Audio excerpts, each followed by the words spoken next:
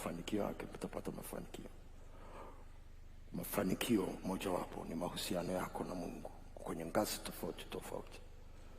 Ya mwisho nimekueleza juu ya positional relationship.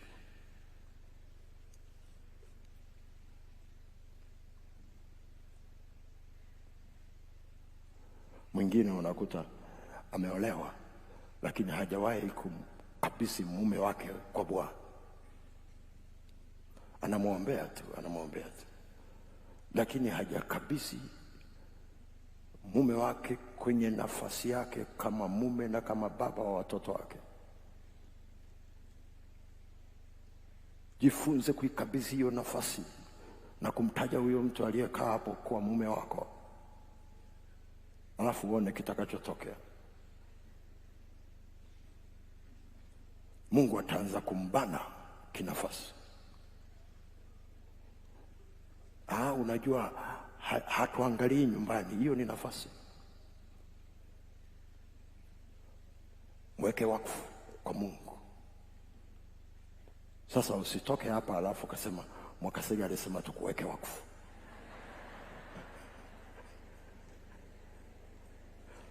Mimi nakufundisha siri za ufalme wa mbinguni.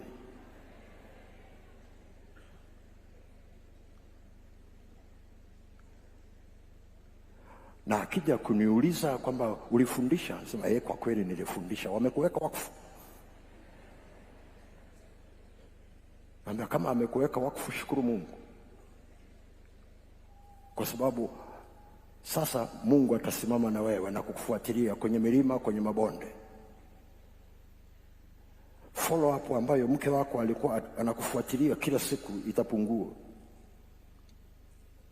Kwa sababu sasa mume wako anakaa kwenye hiyo nafasi pamoja na Bwana, pamoja na Roho Mtakatifu, kusimamia kusudi la Mungu lililowaleta kwenye hiyo ndoa pamoja.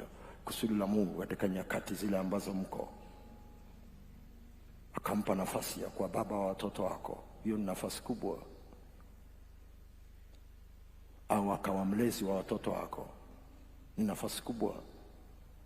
Lakini usitegemea atumie akili zake kulea kusudi la Mungu ndani ya watu. It is not possible. Lazima apate msaada wa Mungu kulea kusudi la Mungu ndani ya wale anaowalea. Bwana Yesu asifiwe. Bwana Yesu asifiwe. Haleluya. Naomba usimame na sadaka yako.